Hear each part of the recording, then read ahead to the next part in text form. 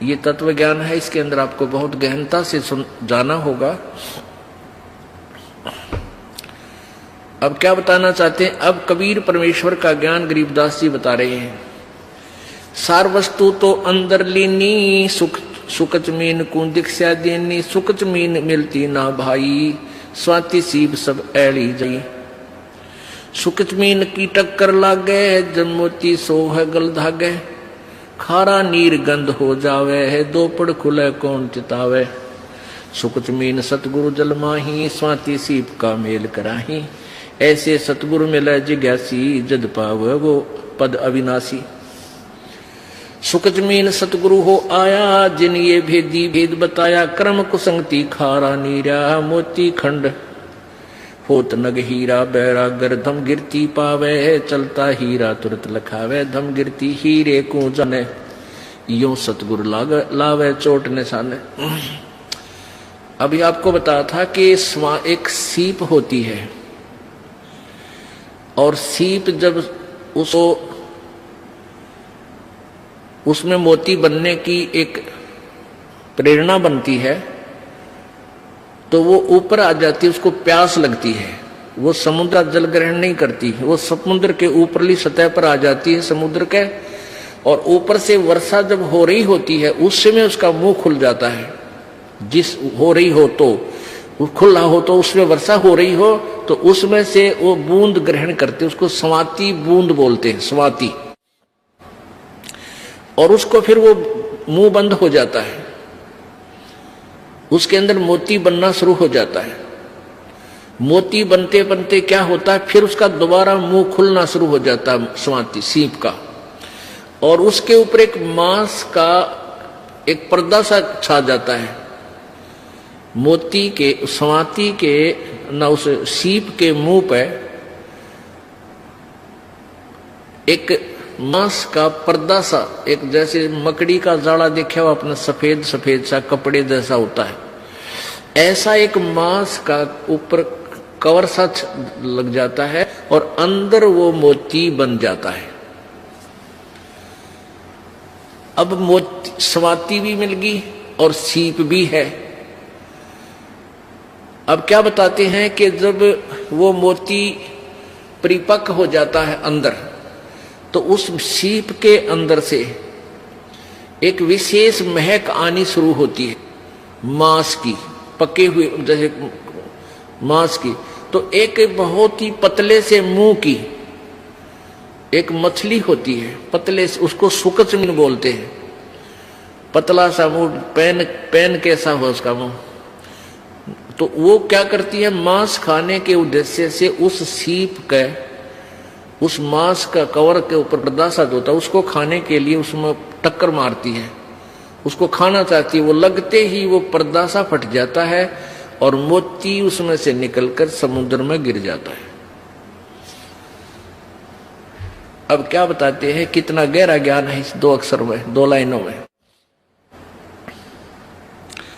सार वस्तु तो अंदर लीनी, सुख जमीन को दीक्षा देनी, सुख जमीन मिलता ना बाही, स्वाति सीप सब ऐड़ ही जाही।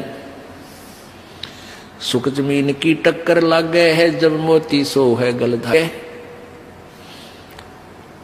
अब क्या बताते हैं, मनुष्य जीवन भी आपके पास है और सतगुरु भी मिल गया आपने, आपको सही मंत्र भी मिल गया, और यदि सारनाम नहीं मिला तो भी आपका यो मंत्र भी, आपका जीवन भी, दोनों व्यर्थ, जो पहले दूसरे द्वितीय मंत्र तक। अब कहने का भाव ये है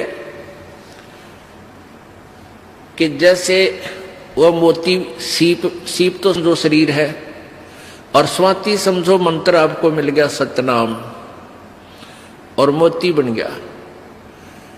और सुख जमीन मिलता ना भाई, स्वाति सीप सब ऐड़ ही जाई। सार नाम आपको नहीं मिला है, और आखिरी सांस तक आपकी इसके अंदर श्रद्धा, पूरे गुरु जी में श्रद्धा, यानी आखिरी सांस तक इसकी जाप नहीं किया। यहां एक उदाहरण दिया है कि यदि ये सार नाम आपको नहीं मिलता तो तुम्हारा ये सतनाम तक की कमाई भी और आपका ये जीवन भी व्यर्थ जाता। व्यर्थ का तात्पर्य ये, क्योंकि यहां एक विशेष ध्यान से सुनने वाली बातें हैं, घबराना नहीं।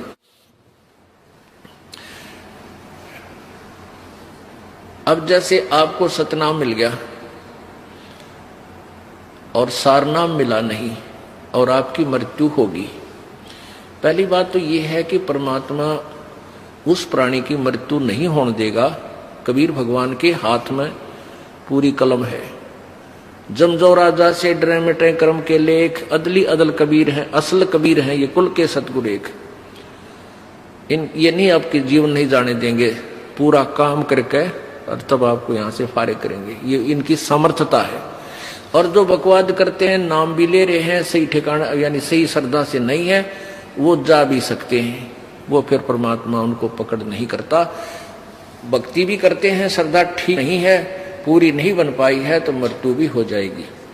तो उनको फिर वैसे तो व्यर्थ हुआ क्योंकि सारनाम मिला नहीं, लेकिन फिर भी वो ऐसा व्यर्थ नहीं होगा जैसे औरों का होता है। उन अन्य साधकों से चाहे 1000 वर्ष तक तपस्या और अन्य पूजाएं करके चले गए, उनसे भी आपका जो मंत्र की कमाई है वो असंख्य गुना घनी आपके पास है। न जाने कितने दिन स्वर्ग में रहोगे या कहीं और दूसरे लोकों में राजा बन जाओगे, तो ये व्यर्थ है गया, यानी जो उद्देश्य था वो पूरा हुआ नहीं। अब ये एक उदाहरण देना चाहते हैं आपको गहराई से समझाने के लिए। जिनको ये तीनों नाम प्राप्त है वो प्राणी के लिए ये चैप्टर आज चल रहा है। सुकत मीन मिलता ना भाई, स्वाति सीब सब ऐड़ ही जाई।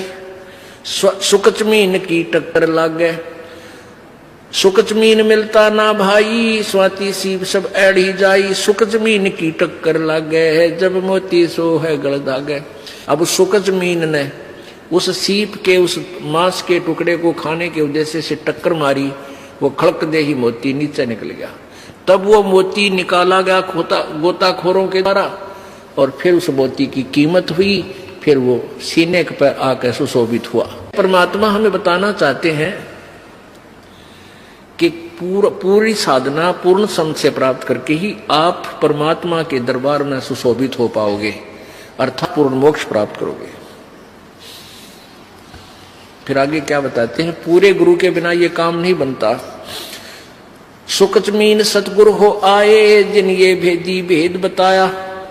कर्म कुसंगति खारा नीरा, मोती खंड होत नग हीरा। बैरा गर्दम गिरती पावे, चलता हीरा तुरत लखावे। दम गिरती हीरे को जाने, न्यो सतगुरु लावे चोट निशाने। अब ये हीरा जो होता ना, एक हीरा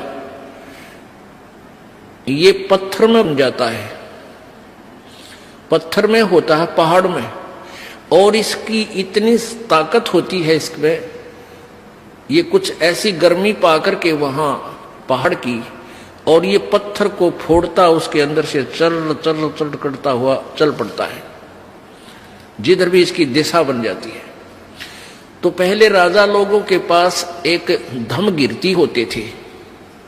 धम गिरती वो क्या होती, उनके अंदर एक ऐसी कॉमन सेंस होती है, ऐसी उनकी सुरती लगती थी, वो ध्यान यानी अपनी ऐसी सुरती को पत्थर से पहाड़ पर तचा देते थे कि वो हर उस पत्थर की उस हीरे की दिशा को बता देते थे कि ये इधर को चल रहा है। अब जैसे उनके पास बैठ जाते पहाड़ के, और उस आवाज से अंदर हो रही आवाज बहुत गहरे, किसी को नहीं सुन रही वो बाहर, उसकी सुरती उससे कनेक्ट हो जाती, और वो फिर सुनता है ऐसे कान से लाकर कि वो इधर उसकी दिशा है, वो बता देता इधर आ रहा है, इस स्पीड से आ रहा है। तो आगे जाकर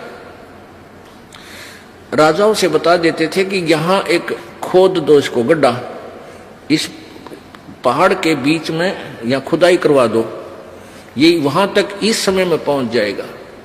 तो वहां जाकर के आगे उसको पत्थर को कटवा देते थे राजा लोग मजदूरों से फटाफट, और वो हीरा आता और उसके अंदर से आके, क्योंकि आगे रास्ता उसको मिलता नहीं, गड्ढे में खड़क दे ही निकल जाता, वो हीरा फिर राजा लोग प्राप्त कर लेते थे। तो क्या बताते हैं, बैरागर धम गिरती पावे, चलता ही तुरत लखावे।